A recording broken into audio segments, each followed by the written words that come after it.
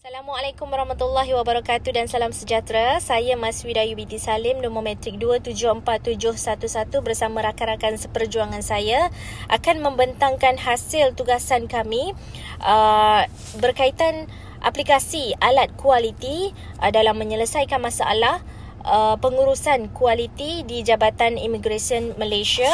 Sedikit sebanyak mengenai Jabatan Immigration Malaysia, ianya adalah agensi di bawah Kementerian Dalam Negeri dan tanggungjawab JIM ini adalah meliputi permohonan pasport warga negara dan pemas tautin tetap, penyediaan dokumen perjalanan visa, pasport dan permit untuk warga asing yang memasuki Malaysia, kawalan pergerakan di pintu masuk yang diwartakan, penguatkuasaan Akta Pasport 1966, Akta Immigration dan Peraturan-Peraturan Immigration 1963.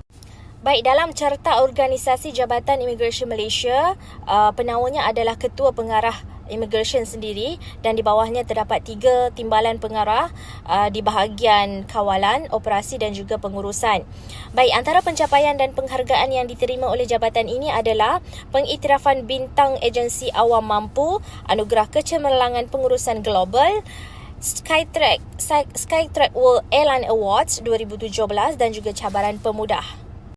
Baik, seterusnya adalah falsafah kualiti. Falsafah kualiti Jabatan Immigration Malaysia adalah berdasarkan piagam pelanggan yang mereka sasarkan. Terdapat beberapa aktiviti-aktiviti dalam jabatan ini seperti visa dengan rujukan, pas lawatan sosial, pas lawatan iktisas, pas pelajar dan juga APEC Business Travel.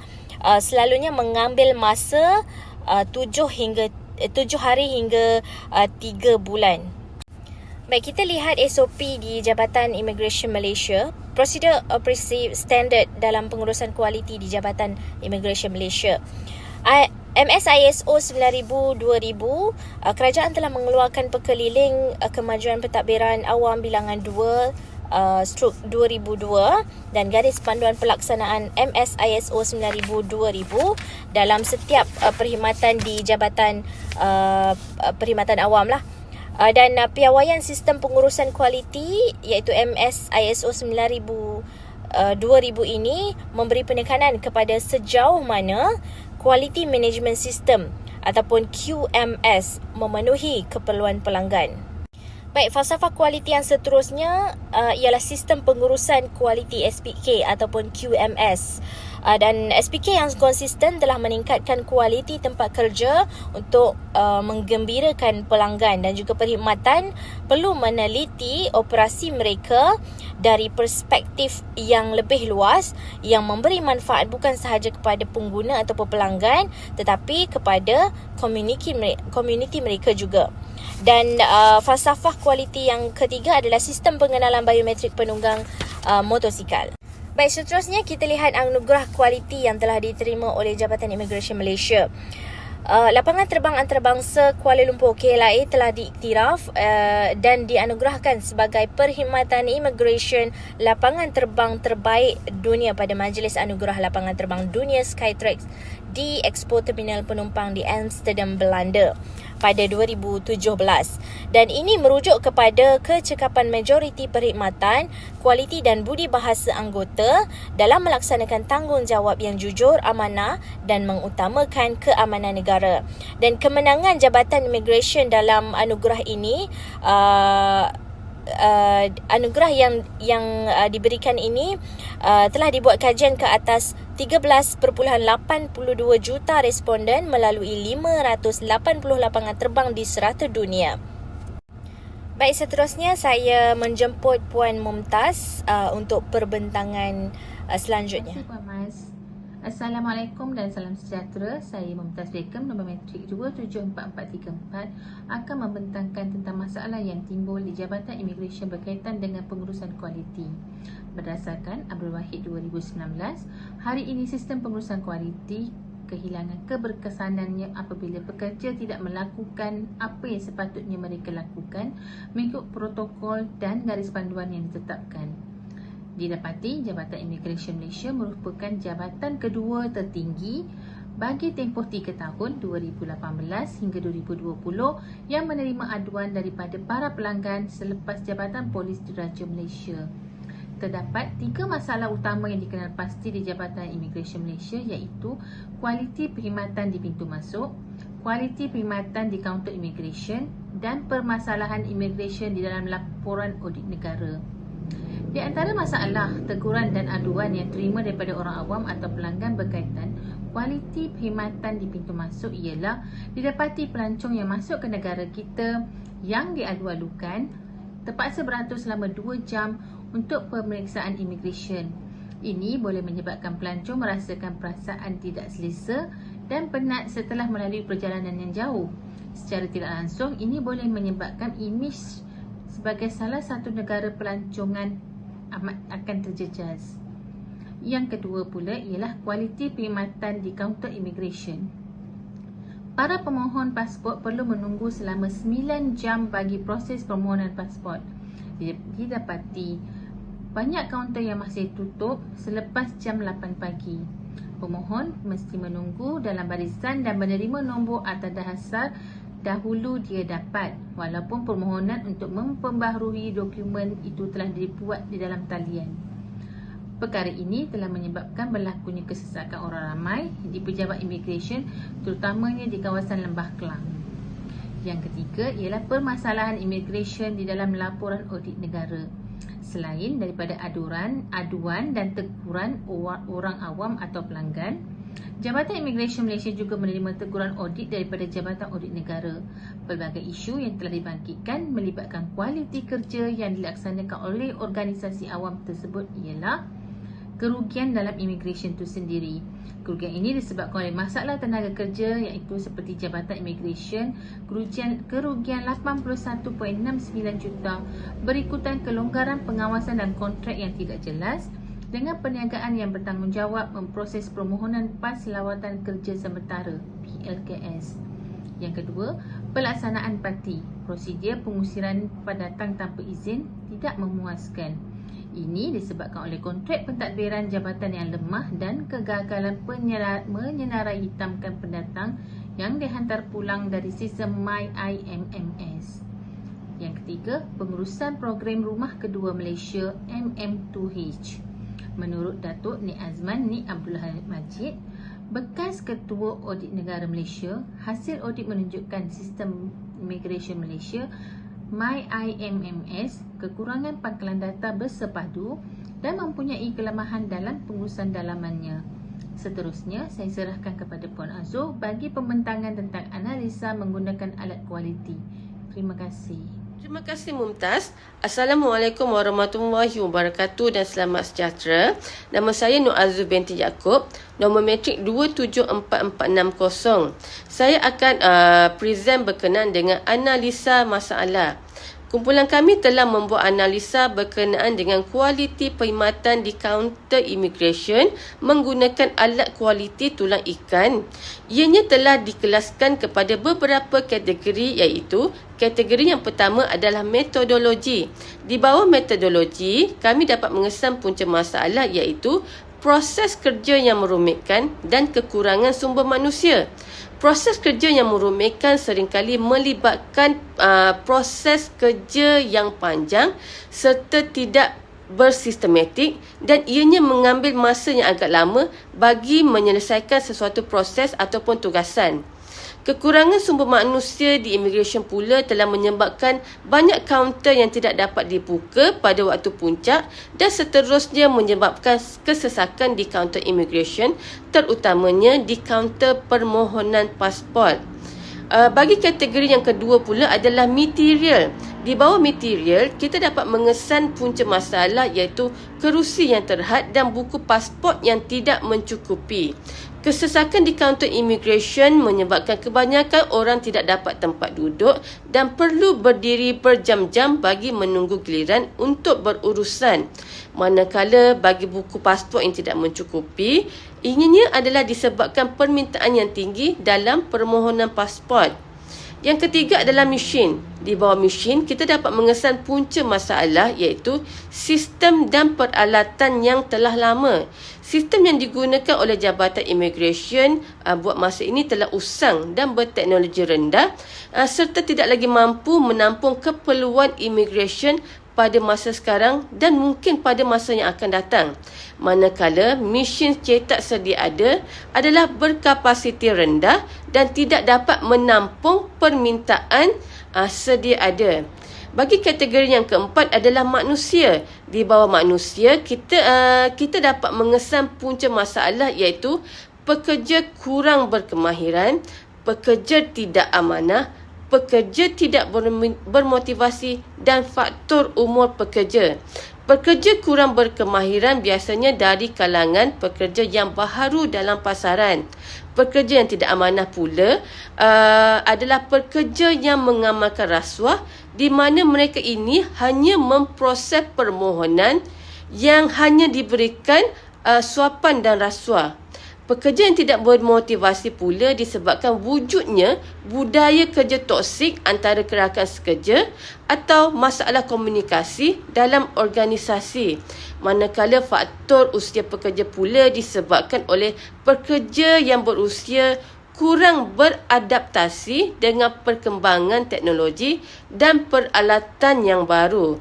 Mereka juga kerap mengambil cuti kecemasan dan cuti sakit disebabkan oleh masalah kesihatan.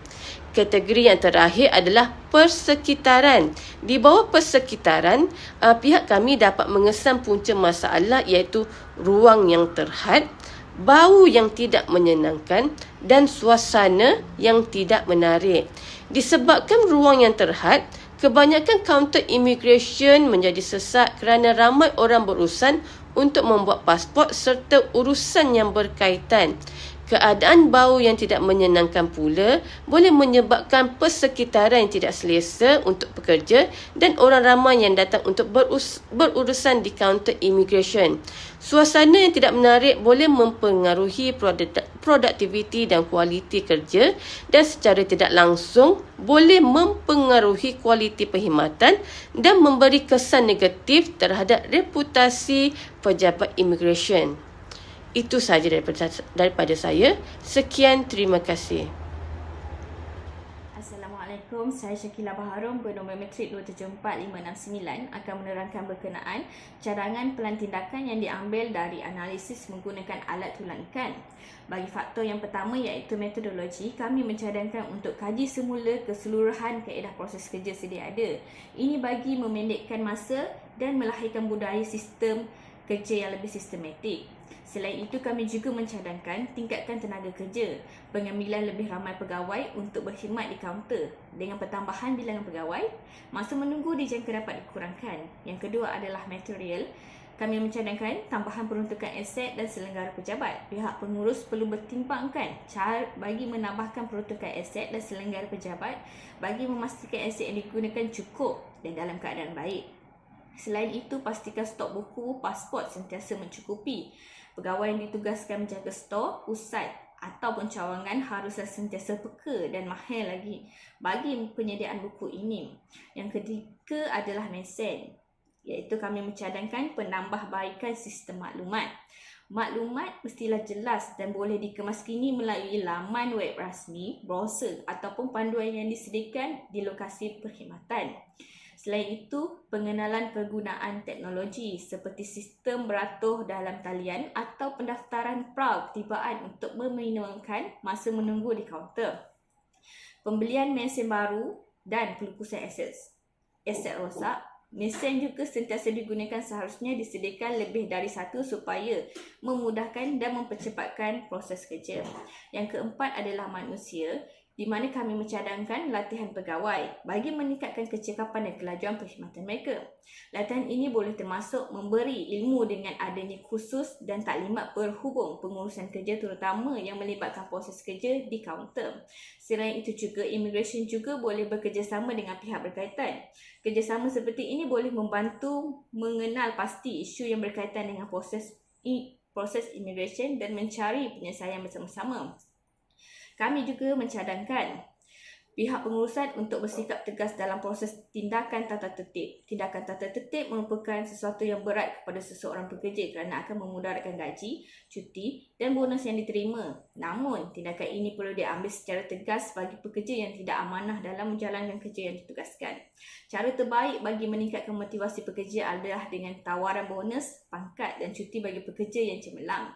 Kadang-kadang pekerja merasakan apa yang ditugaskan tidak setimpal dengan apa yang diterima. Oleh itu, pihak pengurus perlu bijak dalam mengambil hati pekerja, terutama bagi mereka yang kurang bermotivasi. Yang kelima adalah persekitaran. Kami mencadangkan tambahan ruang kerja. Dengan adanya ruang kerja baru, pengurus boleh membuka lebih banyak kaunter atau memanjangkan waktu operasi. Ini akan membantu mengurangkan pengumpulan pelanggan dan masa menunggu yang berlebihan. Kita juga mencadangkan penyediaan haruman di ruang pejabat. Pihak pengurus boleh pertimbangkan cadangan bagi menambah haruman terutama di ruang yang ramai orang seperti di kaunter. Pengurus boleh memilih pembekal wangian bagi membuat pembekalan secara berkala. Kita juga mencadangkan selenggara ruang pejabat. Tambahan peruntukan selenggara pejabat penting bagi menjaga imej syarikat. Ruang pejabat yang tidak diselenggara bukan sahaja tidak selesa, malah akan membahayakan pekerja jika ia melibatkan kerebutan dan keretakan bagi perkakas yang tidak diselenggara. Okey, lain-lain cadangan pengumpulan maklumat. Pejabat imigresen boleh mengumpul maklum balas daripada pengguna perkhidmatan mereka sama ada melalui tinjauan atau mekanisme aduan untuk menilai pengalaman pengguna dan menilai dasar dan prosedur sedia ada. Ini sahaja dari saya serahkan kepada Kak Ida. Assalamualaikum. Terima kasih diucapkan kepada Puan Nurul Syakila.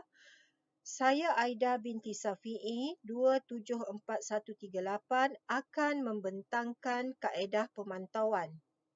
Terdapat beberapa kaedah pemantauan yang boleh digunakan untuk memastikan tahap kualiti yang tinggi. Antaranya adalah yang pertama, pemeriksaan dalaman. Pejabat imigresen boleh menjalankan pemeriksaan dalaman secara berkala. Hasil pemeriksaan ini akan memberi gambaran tentang bidang yang perlu diperbaiki dalam pengurusan kualiti. Yang kedua adalah tinjauan kepuasan pelanggan. Menjalankan tinjauan pelanggan termasuk soalan tentang masa menunggu, kejelasan kaki tangan, keramahan perkhidmatan dan keberkesanan keseluruhan proses imigresen untuk mengenal pasti kekurangan dan mereka bentuk penambahbaikan yang diperlukan. Yang ketiga adalah latihan dan pembangunan. Latihan dan pembangunan berterusan adalah penting untuk memahami peraturan imigresen, prosedur kerja, kemahiran, komunikasi dan kesedaran tentang isu keselamatan. Penilaian prestasi dan maklum balas digunakan sebagai alat pemantauan untuk membantu pegawai meningkatkan kualiti kerja mereka. Yang keempat, audit luar. Dengan menjemput pihak audit daripada luar untuk menjalankan audit untuk menilai pematuhan dengan piawaian antarabangsa, proses sedia ada dan memberikan cadangan untuk penambahbaikan yang diperlukan. Ia boleh membantu memastikan integriti dan ketelusan dalam pengurusan kualiti. Yang kelima adalah mesyuarat dan perbincangan. Mengadakan mesyuarat dan perbincangan secara berkala antara pengurusan dan pegawai imigresen untuk membincangkan isu kualiti yang dihadapi, berkongsi maklumat, memberikan maklum balas dan merancang penambahbaikan membolehkan pegawai imigresen berkongsi pengalaman dan amalan terbaik dalam meningkatkan kualiti perkhidmatan. Melalui penggunaan peraturan ini, Jabatan Imigresen boleh terus memantau dan meningkatkan kualiti perkhidmatan yang disediakan. Ini akan membantu meningkatkan kepuasan pelanggan, memastikan pematuhan terhadap peraturan dan membina kepercayaan orang ramai terhadap institusi pendatang. Terima kasih saya ucapkan. Saya serahkan pembentangan seterusnya kepada Puan. Terima kasih Puan Ida. Baik, kesimpulan yang dapat kami simpulkan di sini adalah pengurusan kualiti di Jabatan Immigration adalah amat penting bagi memastikan operasi dan perkhidmatan yang efisien serta berkualiti di dalam jabatan tersebut bagi memastikan operasi yang baik di jabatan terbabit, serta meningkatkan produktiviti, memenuhi keperluan pengguna dan meningkatkan kepuasan pelanggan. Pengurusan kualiti juga dapat membantu memastikan proses-proses dan prosedur-prosedur yang konsisten dan sesuai dengan undang-undang. Kaki tangan Jabatan Immigration perlu dilatih dalam aspek-aspek seperti pengendalian pelanggan, penyelesaian masalah, audit kualiti dan sebagainya bagi memastikan peningkatan berterusan dalam prestasi. Dan juga pengurusan kualiti Jabatan Immigration melibatkan pengukuran prestasi, penilaian risiko, tindakan penambahbaikan berterusan, pengumpulan data, maklum balas pelanggan dan jabatan ini dapat mengenal pasti kelemahan serta memperbaiki proses-proses yang tidak efisien. Baik, sekian daripada kami. Terima kasih.